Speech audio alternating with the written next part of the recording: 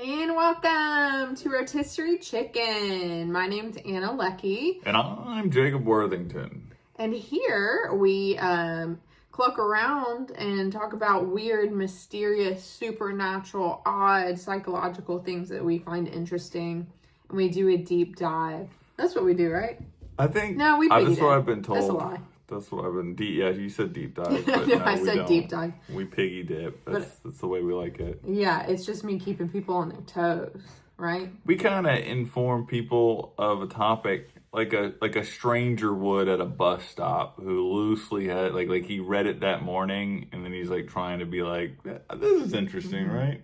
What we do is the equivalent of going to a party and having some weird conversation with somebody you've just met in the corner of the party about life and philosophy, but you only have like 45 minutes and you're a little buzzed.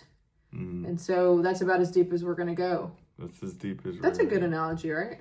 I think so. I think that explains it. We are the party that you are arriving at, okay? And we're the weirdos that are petting the dog in the corner. Or cat. We don't discriminate. We're petting whatever animal at the furry. party. Hell, if you got a well-trained alligator, Hell. I'll try to touch it. Hail. Hail. Anna likes the way it make fun of the way I say words. So Sorry, Jacob's a cryptid from Alabama. buckle So up. we just, we just do that. But today, What do you got for us, let chicken? me tell you.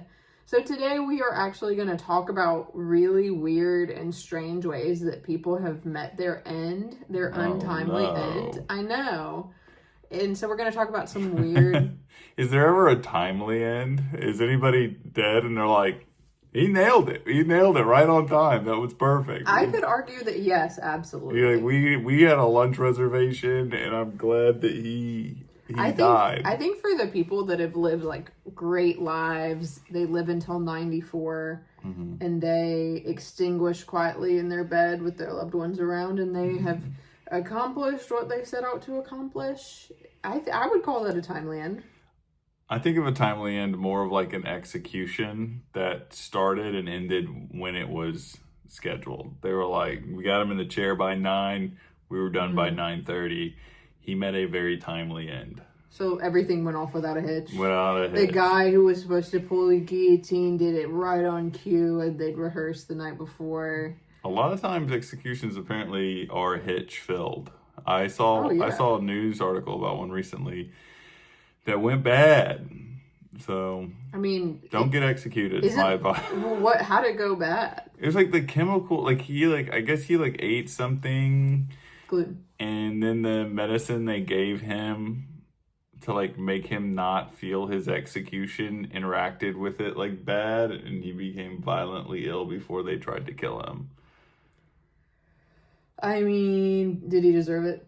I don't know. Was it karma? I don't know. You know how I feel about it. Yeah, I know. I think the death penalty is really controversial, and that might be for another episode. I'm against it. Yeah.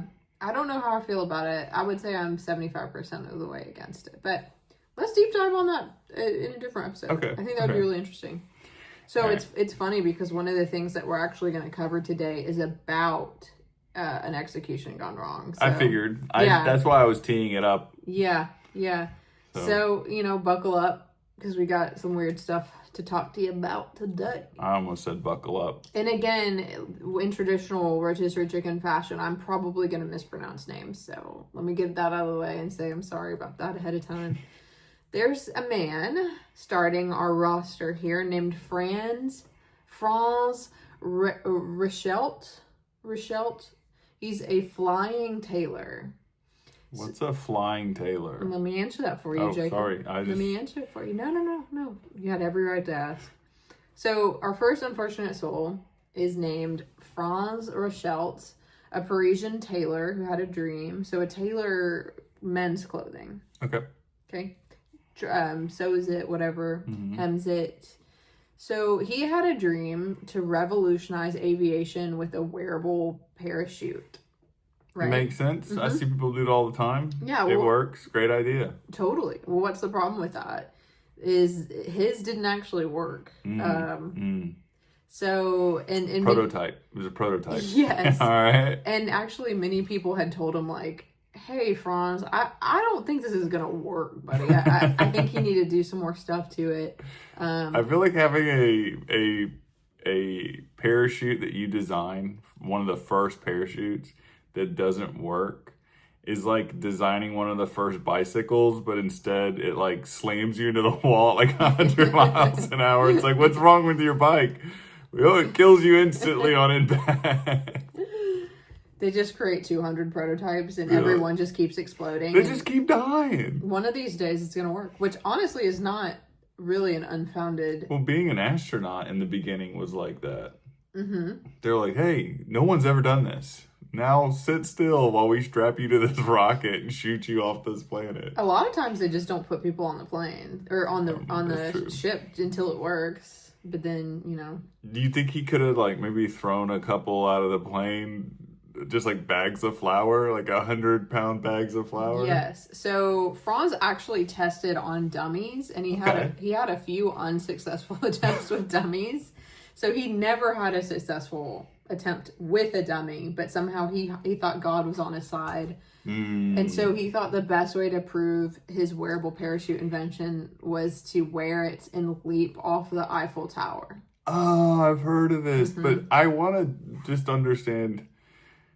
So you're doing these test dummies, none of them are succeeding, and your thought is, oh, God wants a living person to do this. He had to have some kind of superstition about it, because why on earth would you say, you know what this really needs? He's like, you know why these dummies don't survive? They were never alive to begin with. That's why they're not making it out. Yeah. Which is I think Franz might have been a little bit dull, you know? I think maybe his spark had dimmed at this point in his life, because I don't really understand the logic. But on February 4th, 1912, he climbed up to the platform on the Eiffel Tower, about 200 feet high, took the plunge. His parachute failed spectacularly, it was noted, and he fell straight to his death.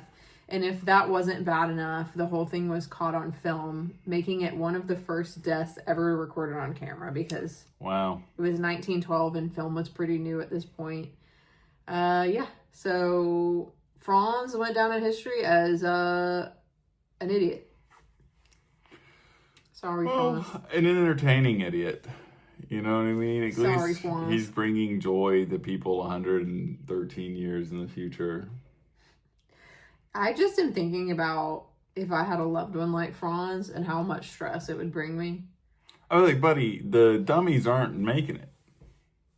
What would you do if I was so dedicated to an invention that I had made that had failed, that was literally life or death, and I just was like, Jacob, I am going to jump from the Eiffel Tower. That's what this needs. I'd probably take out a life insurance policy. And be like, it includes malfunctioning experimental equipment. They're like, you're pretty adamant about that clause. I'm like, yeah, I just have a feeling. I wouldn't even blame you. I think if I were going to be that dumb, you would deserve the money. I'm not going to lie to you. All right, so this next one is a man named Michael Anderson Godwin. Okay. He is the man who escaped the electric chair, but not electricity. I like this one.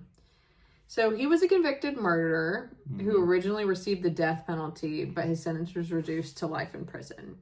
He got a lucky break, but this honestly didn't last for very long, because in 1989... while he was sitting on his metal toilet, Godwin attempted to fix his headphones that he was wearing by biting a piece, and he bit into a live wire, and the electric shock killed him instantly. So he escaped the electric chair only to execute and electrocute himself in possibly the most ironic way imaginable, which is on the toilet. The electric throne. You know what I mean? Some have said that this is poetic justice. What did he do to get sentenced to death? He was a convicted murderer. Let me see if I could find his exact crime. Mariah, pull it up. Yeah, Mariah's looking it up. Mariah, see if you can. Ironically enough, we keep Mariah in the bathroom here at the house. That's her little area she lives in. It just says a 1980 murder. What's a 1980s murder? Is it like hairspray and cocaine? South Carolina. He's from South Carolina. Killer who avoided electric chair. Died by electrocuting himself on the toilet. So I don't know who he murdered. Okay. He sexually assaulted and murdered a woman named Mary Elizabeth Roigam. Ooh. So deservingly so, he was electrocuted on the toilet. Yeah, and he was 28 when he electrocuted himself. Do you think she was in heaven and was like talking to God, and God was like, do it on the toilet? Yeah. Get him on the toilet. Humiliate him. Yeah, so I mean, nailed it. Would you consider this karma? If there is such a thing, yeah. Do you think that his victim had some supernatural influence on these events? No, because if they could, every murderer would die like an ironic, poetic. If victims could impact the death of their victimizer, every serial killer would die the most like ironic, tragic circumstances. You're not wrong. Just like ass up. Exactly. Bare assed up. Just completely stuck in the top of a tree. Everybody would get caught in a tornado. Jeffrey Dahmer would get eaten by like gay dogs or something. Gay dogs. They gobble them up. The worst way to die. Just get eaten by a horde of gay dogs. So, yeah, that one's kind of wild. Mm-hmm. Yeah. It's good. Okay.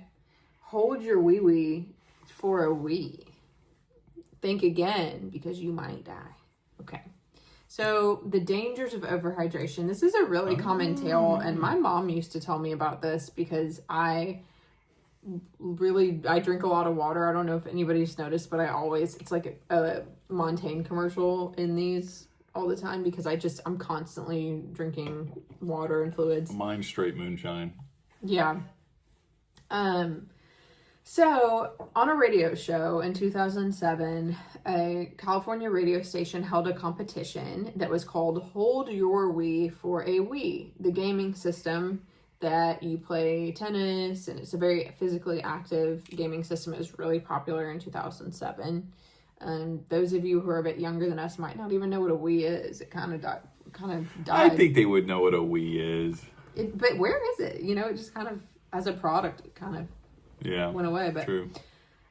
So the game for this radio station was contestants had to drink as much water as possible without going to the bathroom. Okay. A woman named Jennifer Strange took part in this competition and chugged 2 gallons of water. Okay.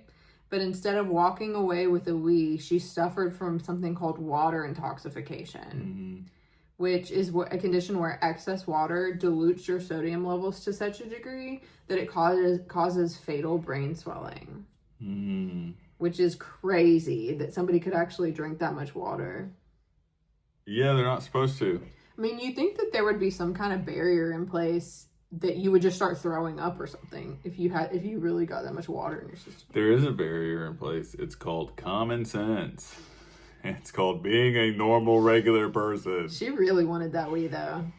I'll tell you that much. With a name like Strange, you knew she was gonna die weird. You know what I mean? Jennifer Die Weird Strange. I wish my name was Jacob Comfortable in his own bed.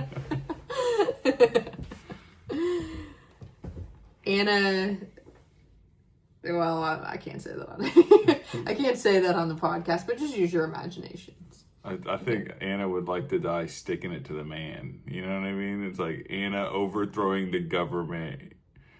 I was going to say the man sticking it to me, but... Oh, hey-oh. We're going to get rid of that. Nah, that stays in. That's getting clipped and put to the front. But I will say, I mean, I do feel like you see stuff like this happen. Feel like? I feel shorter sitting in your chair. I feel there's been a real big height discrepancy here on this pod.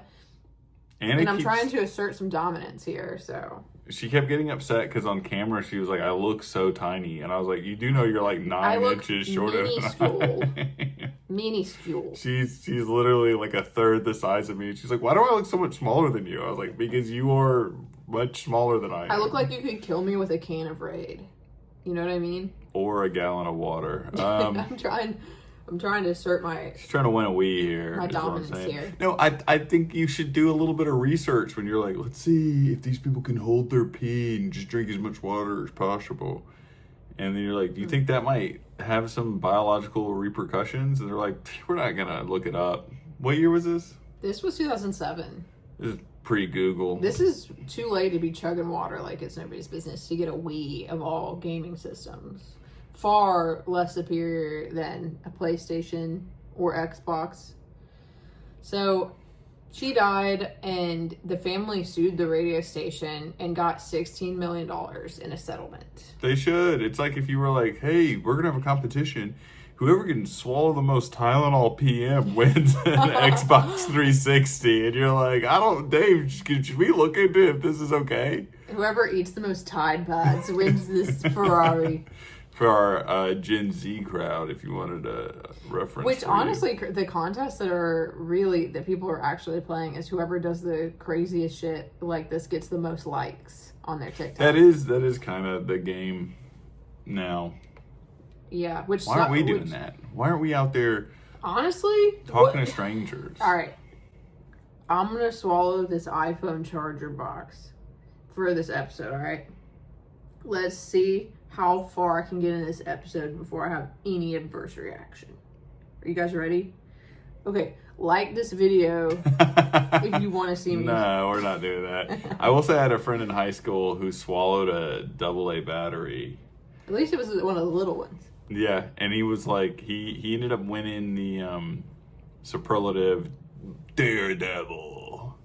What happened to him? Did you have to go to the hospital? I think so. Yeah, he ended up, his like eyes hurt really bad and started throwing up.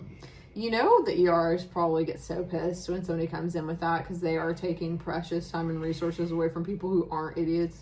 I will say, as a nurse, we get mad at everybody. People come in with stage 4 cancer. We're like, today you decide to have stage 4 cancer? The gall. You slowing me down, buddy. The gall of some people. All right, what's up? What's next? All right, Gary Hoy, the lawyer who proved himself wrong. This is also another good one. Some people take showing off a little too far, and Gary definitely did that. So he was a Toronto lawyer, and he was arguing a case about, no, this is the wrong thing. This is wrong. Wait. Okay, we're gonna have to cut that, okay? Yeah. Okay. Definitely. Word. I fucked that up. You fucked up. Okay.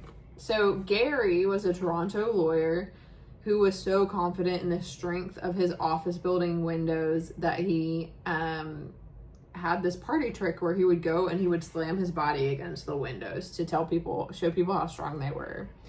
So mistakenly, on July 9th, 1993, while showing a group of students around his high-rise office, he performed the same stunt where he runs up to this huge glass-paned windows in this high-rise office, throws his body against it.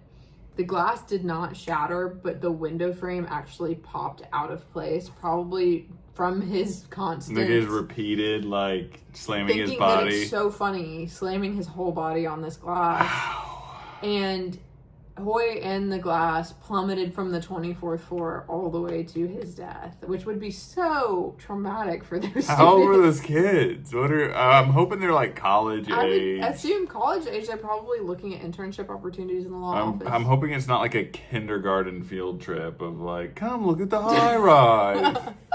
No, I think it was college age, hopefully. Do you think that there was a office pool of when he was gonna throw himself through? Somebody was I had March. I was that glass is gonna break in November, and somebody was Dave won. There's it's a June. bracket on it. It was June. Dave won. That's the thing. This is what's wrong with America. These people are the bosses. The bosses of the office. I'm sure there were 10 people who worked there under him who was this guy is a moron. Well, you could argue that natural selection is taking care of it. And this He is a prime probably example. procreated. He probably knocked maybe his out kids- he already had 2 or 3 kids by now. Maybe his kids flung themselves out of a window, out of their school windows. They just show up to the building punching the outside of it like, you killed my father. Like, the son becomes like the Batman of skyscrapers. He's trying to advance. He's like, never let another one take a father. Yeah. Well, engineers commented on this activity and said that no building code in the world is designed for a grown man to hurl himself at a window. I thought you were going to say, what was it? Where was the thing you said? Oh, yeah. I thought you were going to say structural engineers commented, LOL. They were just like, lol. What are the greatest troll ever? Was just like, yeah, dude, you're a dummy. So, all right. If you were a king, if I were a king, number one activity I would engage in, gorging myself on the feast provided. Okay? Adolf should have been your first red flag there. Clearly, this person was born before 1938. He was actually born in the 1700s, Makes Jacob. sense. Astute observation you Not made. a lot of Adolfs running around. Correct. That would be a weird flex. If that name came back, Yeah. it might. You know, in the current affairs, people might be like, you know what's cute? Adolf. It'd be strange.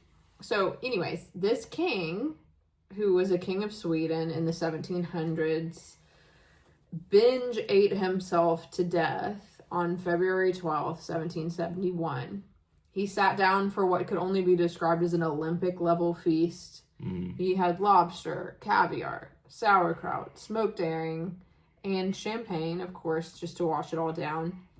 He topped it off with 14 servings of something called semla, which is a Swedish dessert. It's served in hot milk. Just to eat. Okay, you know how when you eat ice cream or you drink a lot of milk or dairy and how full it makes you? Yeah. There's just something about milk that makes you extraordinarily full. Full of happiness. This man had 14 servings of a dessert served in hot milk. So he had 14 servings of hot milk. That alone could be, I feel like, could kill somebody. You know, you know what I find weird about this one? What? Is you said this is a strange death, that this king ate himself to death. I mean, it's weird to do. But that's like 30% of the U.S. population is currently eating themselves to death. Sure, obesity, but I think it's kind of over time. But sitting down... He did it in one sitting. Sitting down to one sitting and literally... Because he ate so much that his digestive system failed and he died. He probably got like an ileus or something. Yeah, I mean, it was something... It didn't go into too much detail? Yes, thank you. It didn't go into too much detail, but it just said that his digestive system couldn't handle it, and his overindulgence led to severe complications, and he died that day. So, Dang. Yeah, I kind of want to see if there's a medical synopsis of this. Well, you know what it seems like? It seems like a back-of-house staff made like a wish. And they were like, I hope he eats himself to death. I made 14 of these little desserts and had to put it in hot milk. I hope that guy eats so much he dies. Yeah. There's not really too much expanded on. It just says digestive failure, suffered severe indigestion, and died. I just like to think that there's like 4 doctors around him and they're like, what do you think happened? And they're like, dude, it's 1778. We have no idea. There must have been a demon in one of those pies and he I'm died. sure somebody in 1778 knew it was the hot milk. So he was like, it's the hot milk. So, I mean, they knew. Come on. They didn't know about celiacs till like 1940. People had been dying from celiacs for thousands of years. And it wasn't until 1940 somebody was like, these kids get sick every time we feed them bread. It's interesting that so this would be an interesting podcast topic, but many kind of think that the celiac gene and the way it originated is having an overactive immune system actually historically protected a lot of the celiac ancestors from the plague and other things because their immune systems were so overreactive that it actually kept them alive when many others were dying. So it was kind of this immunological advantage that was needed at the time, and then now it's bred into this modern lineage that doesn't need it and causes autoimmune disorders. So we're gonna cut all that. No one cares about just a little factoid there. Everybody cares. Come on. Come on, buddy. Okay, this is another Loya one. All right, Loya's. Oh, lawyer. Loya's. Laura one. Loya's, they be dying. Okay. Good. This one's called Clement Vallandigham. Look at this. Is that how you say that? Yeah, How would you say it? It looks like Vallandigham. It's probably accentuated differently. Dingham. I think it's Dingham. Vallandigham. Amazing name, Clement Vallandigham. Say that 3 times. I would have. If I was like a parent, I would have worked a little harder on the first name if I knew he was gonna have to struggle being a Vallandigham. It's okay, buddy. That's the least of his problems. Wait till you hear this. Let's get it. So, if there's an award for dying in the most ironic way possible, Clement would have been a top contender. Okay. Okay. In 1871, this is an American lawyer, and he was defending a man accused of murder. Vallandigham had a theory that the victim had actually shot himself. Okay. That the defendant hadn't pulled the trigger, but it was an accident. So the victim was fumbling around with a gun, the trigger went off, boom. It happens. We all know that. Guns are dangerous. So Clement, I'm just going to pronounce it different ways each time, but Clement decided that he was going to prove that this could happen. So he grabbed a similar gun and demonstrated how the accident might have happened. Unfortunately, he didn't realize that the gun was loaded, and one bang later, he was dead. So while he was trying to demonstrate to the audience that you can fumble with a gun and accidentally shoot yourself, he fumbled with a gun and shot himself. My question is, did he win the case? Was his argument... Because if I was on the jury, I'd be like, oh, well, yeah, dude.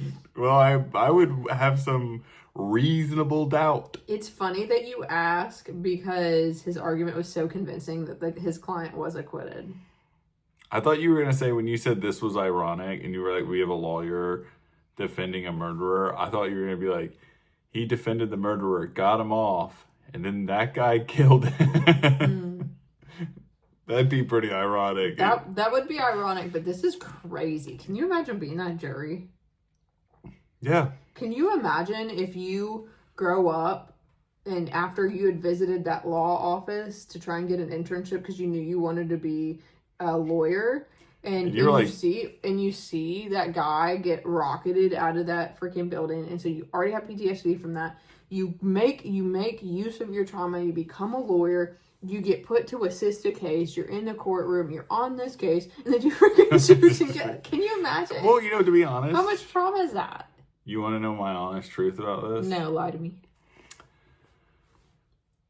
I've interacted with a lot of attorneys, and they're like borderline idiots. You know what I mean? A lot of it. That's a very. I'm just saying. Okay. Big generalization. Listen, if you're a lawyer, we appreciate your subscription to the podcast. But if you're a lawyer, you suck. But you work with lawyers, and a lot of lawyers are just like, they're like, a lot of them I've interacted with have been kind of like, they did lawyering because they knew it made money and it had esteem, but they have like this it's just like bro energy, dude. Sure. And it's just like, sure. Sometimes they'll be really good lawyers, but I feel like it lends itself to a certain type of person who might not be the most intelligent. Like, they're smart in the lawyering way, but dumb in the like, I'm going to throw myself against this window over and over again. And because it's cool and people think I'm cool because it's my party trick. I don't know. I think lawyers have the tenacity and they really like to prove points. And they drink. Whether it be from dramatic means or large physical enactments, I think they like to prove points. Hey, if you're a listener and happen to be a lawyer who killed themselves in an ironic way, come on, send into the rotisserie chicken pod at Gmail. Let us know your story. Well, actually, that's a really good point. If you do listen and you do have really funny stories about anything, write them in. rotisseriechickenpodcast@gmail.com. It's rotisseriechickenpod@gmail.com. rotisseriechickenpod@gmail.com. And we'll figure out a way to feature it on maybe we'll do a little story, you know. We'll see where you fit in. You'll get in where you fit in. Yeah. So we have a couple more of these left. All right, keep them rolling. Right. This guy, his name's Bobby Leach, and he survived Niagara Falls but was subsequently defeated by an orange peel. So you'd think somebody who survived a plunge over Niagara Falls in a barrel would be indestructible. Yeah. But not the case for Bobby Leach. Bobby Leach committed a famous stunt where on a publicity tour in New Zealand, he slipped on an orange peel and broke his leg. The injury led to gangrene. Damn. And despite having his leg amputated, he succumbed to the complications.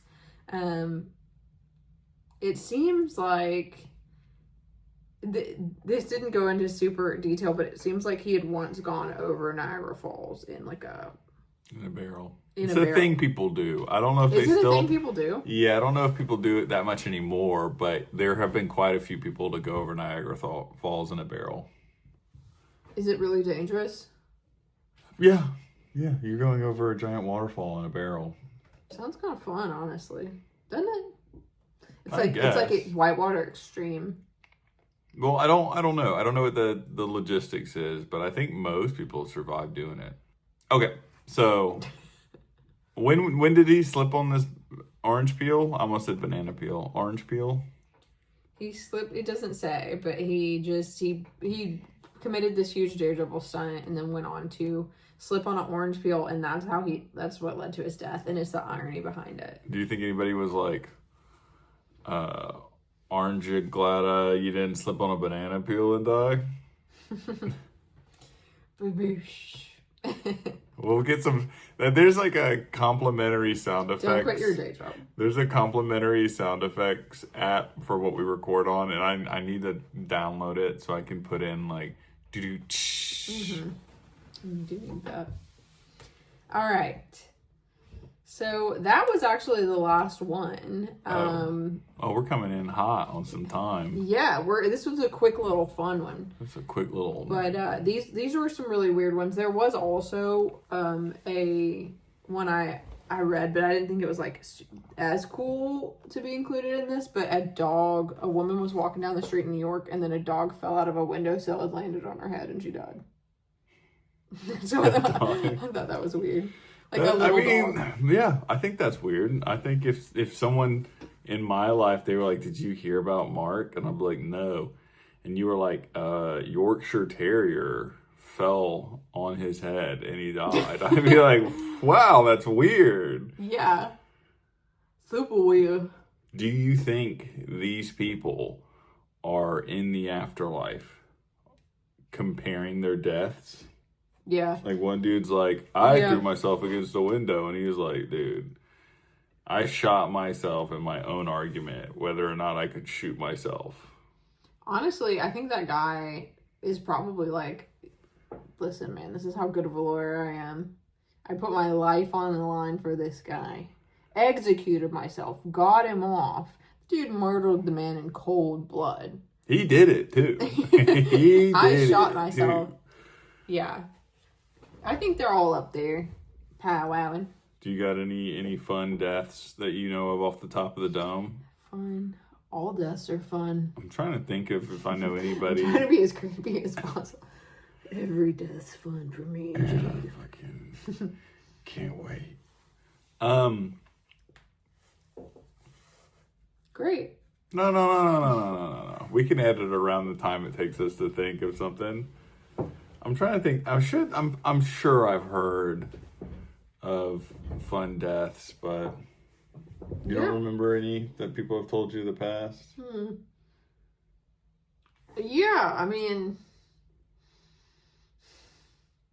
I'm trying to think. Maybe I don't know as many people. Everybody I know died not fun ways, just the regular sad ways. there's Grizzly Man.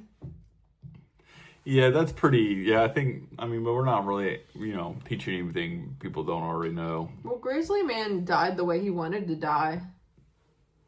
Being ripped apart while alive, you know? Well, listen, for those of you who don't know about Grizzly Man, it was a documentary where was he even a biologist?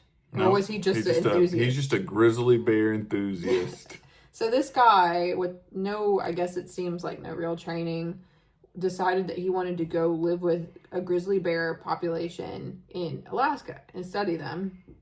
So he goes with his wife, of all people. It's weird that there's like two that think this is a good idea. I think she was more. Yeah, you're right. I mean, she was in it, buddy. You would probably be against it, to be honest. I mean, yeah. So they go out there and they're living with these grizzly bears. They're interacting, they're petting, they're playing. I mean, they have assimilated into this grizzly bear culture. And after months of what seems like the grizzly bears knowing them, understanding them, even adopting them in, one just freaks out one day and just mauls both him and his wife to death. Dang. So, and it's crazy because he was a documentarian, and so he had a lot of the things filmed and got that on film, which is really unfortunate. They didn't get it on film. They just got the recording. They got the the audio. I think the video was somehow corrupted, so they say. I will say this. If you came up to me and you said, "Hey, Jacob, you'll never guess how Rattlesnake Man died," I'd be like, "Was it rattlesnakes?" And you're like, how did you know? And it's like, I don't know, with a name like Rattlesnake Man, I would have guessed it. That would have killed him. So I'm not shocked Grizzly Man or whatever died from grizzly bears. I've always really loved sharks. They're my favorite animal, and I find great white sharks to be fascinating. And I always thought about how ironic it would be if I got attacked by a shark and died. Well, or if it's just the way that it should be. I don't know. If I died by what I love, it makes sense. You killed me. You know what I mean? That's what it would be. Animan. Yeah. Did you hear Animan was mauled by an Anna? Yeah. I do know one thing. The CIA likes... Be careful what you say here, Jacob. They're always listening. The way the CIA likes to kill people is they do a risk analysis on your riskiest behavior, and then you just accidentally die that way. So like if you're like a big like mountain climbing outdoorsy person, or if you've been known to like drive fast cars fast, it's just one day your fast car is a little too fast, or one day when you're hiking you get lost or you fall off something. How do you know about this? I mean, I don't things I just know. All right. Unless they want to send a message and they kill you in the street, real obvious, like. All right. Well, looks like you're gonna die from rhabdomyosis. Is it myelitis or meiosis?